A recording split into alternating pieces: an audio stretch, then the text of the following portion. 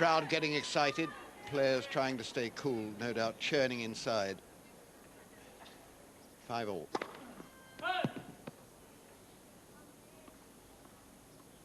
A good start on the opponent's serve is so crucial. And he's got it, gifted it.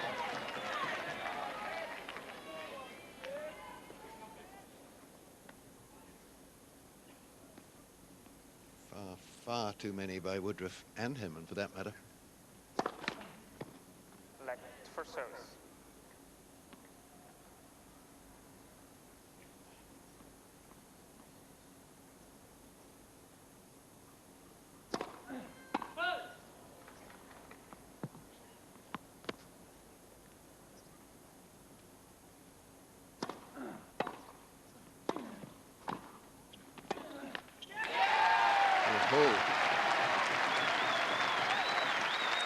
Yes, excellent tactic from Henman, putting the pressure on, and surely he must do everything in his power to get to the net in these next 3 or 4 points.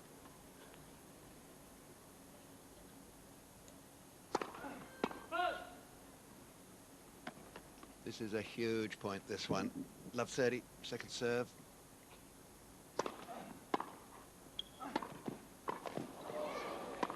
Oh, what a brilliant shot under pressure. 2 brilliant shots from Chris Woodruff. This was a very difficult pass, and that one was simply brilliant.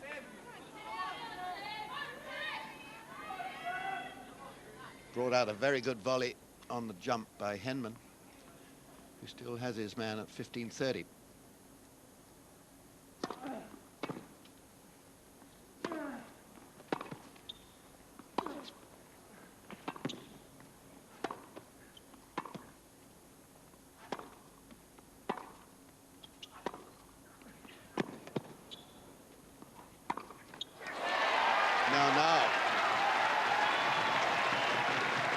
Wonderful defensive point from Henman.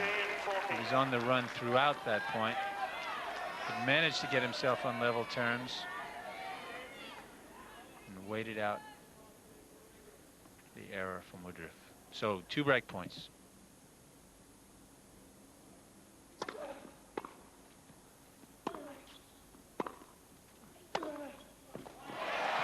Well, it might have been worth working. He hasn't used that tactic much though, Peter, has he? Attacking down the middle. No complaints with this one. Just well played from the American. Still break point in what should almost be a virtual match point.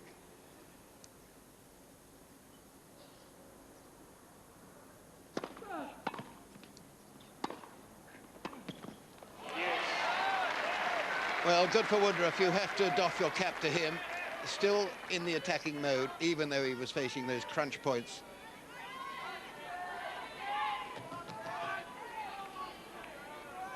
I would think David Felgate, who we're not seeing much of, sitting in the stand, must have had kittens there because his man was almost home.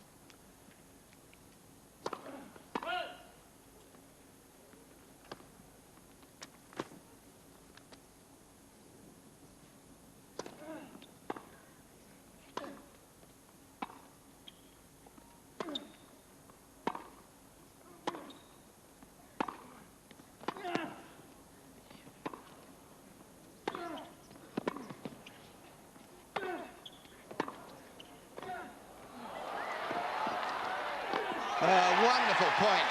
What aggression by him. Yes, this is top quality tennis. I do think early on in that point, though, Henman lost an opportunity to come in behind a punishing forehand. And here we've talked about Woodruff's brick-like hands on the low volley. Well, he came up with a wonderful shot at that most crucial situation.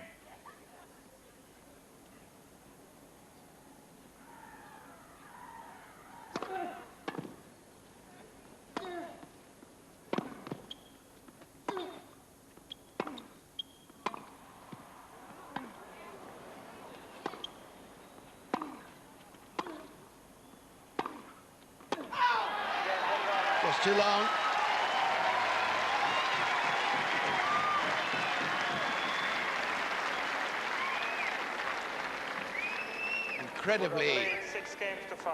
Incredibly tense game, and as so often happens in the past, if you have break points in your game before, it's even more difficult to serve out your own service game.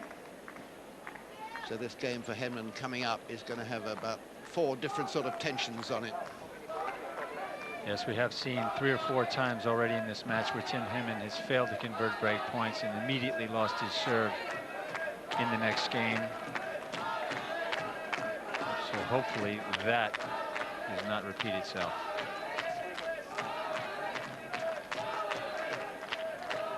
Self-publicists there, sitting down, balmy army of tennis. Doing a good job for Henman, keeping his spirits up, but it's going to need more than that. It's going to need massive concentration, focus, and very good serving for Henman to get out of this now. You've got to hand it, though, to Woodruff, Peter. I think he played some magnificent stuff under the severest pressure. Yes, he certainly did. And both players really producing their best. The best tennis of the match in the latter stages of this 5th set.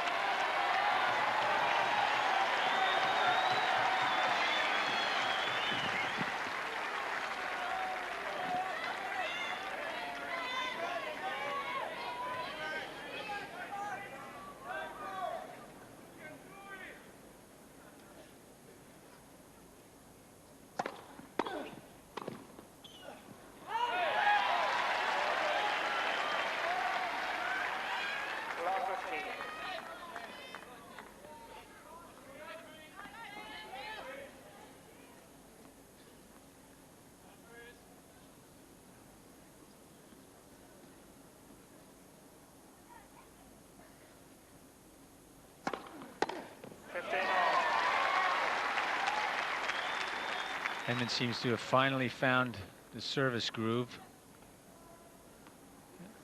He was lacking early on in this match. The last couple of service games, he really seems to be in a rhythm.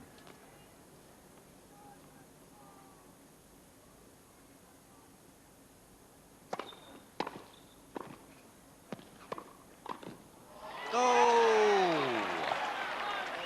Oh, what a demoralizing thing to happen. The ball at first was called good by the linesman and overruled himself. Watch the linesman put his hands down and then changed his mind. Well, I may be biased, Peter, but I really thought he got it right first time there. Looked to be on the line to me. There we are. It's gone. It's history. 15-30.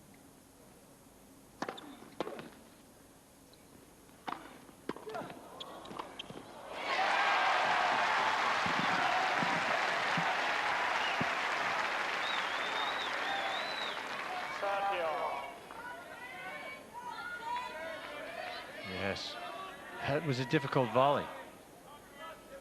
Very easy to muff that if nerves come into play. 30-all. Second serve, danger if Woodruff attacks it.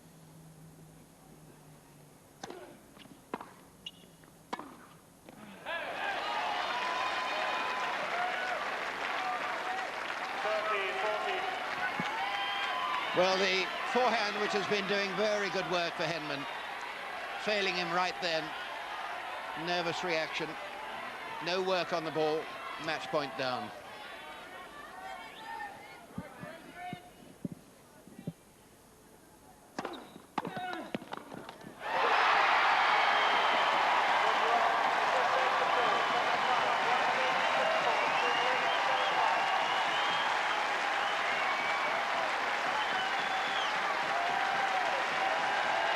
Well, a great part of the crowd enjoyed that match, and well played, Chris Woodruff. This must be the most bitter moment for Henman. You have to feel for him because he did not play his best. But I think the man in your picture really did not allow Henman to play his best. I think, Peter, there were 2 main factors there. One was the conditions, which I don't think suited Henman's flowing game. and the other one was very good play by Woodruff. Well, Tim, all week we've been talking about how a couple of points could swing a match, and I'm sure that the two that you'll probably think most about is possibly those break points in that fifth set. Yeah, definitely. We both had a few opportunities, and it is a question of trying to take those chances, and sometimes I took them, and on that occasion couldn't quite get them. How difficult is he to play? Because he said he was going to like your style of play. Did you have to be careful about how you came forward? Well, I've got to worry about what I'm doing, and that's something I've worked very hard on. So you don't want to concentrate too much on what he's doing. But no, he definitely likes the target. So I had to make sure that I mixed it up. But yeah, it was a strange sort of match. I felt like when he got in the lead, that was perhaps when he started to play not quite so well. I lost a tight first set, and he was one low up in the second, and all of a sudden I win the next 6 games without doing anything particularly special. Likewise in the fourth, I got an early break and seemed to get through that quite easily. But yeah, it's frustrating to lose any match when it's so close. Is there anything you feel that you could have done better today? No, not really. I mean, I can't sort of second guess myself. I can't, I can't criticise myself. I was out there for nearly 4 hours. I gave 100% on every point, and unfortunately, it didn't go my way today. So, what do you take from this tournament? I mean, because you mentioned that he was a tough player, but it's possibly a match that you'll feel, it would be definitely such a major breakthrough for me. Yeah, I would have loved to. I would have loved to have won it, no question.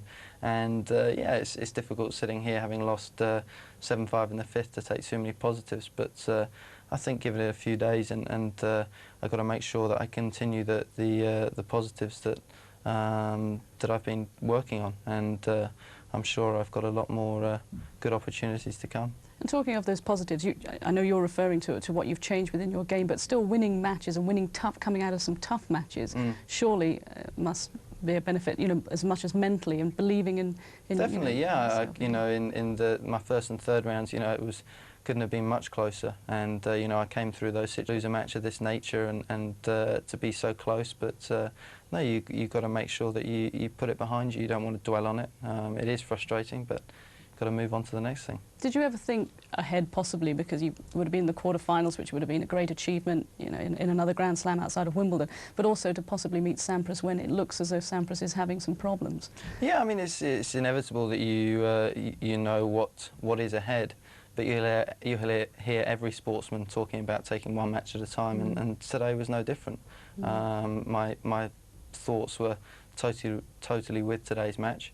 So yeah, I would love to have played Pete, no question, but it wasn't to be. So now, obviously, head home. You want a little bit of a break, but you've now got to think about getting on clay and indoor clay and it's definitely a tough adjustment to make, to go from what's been pretty quick outdoors to play indoor clay.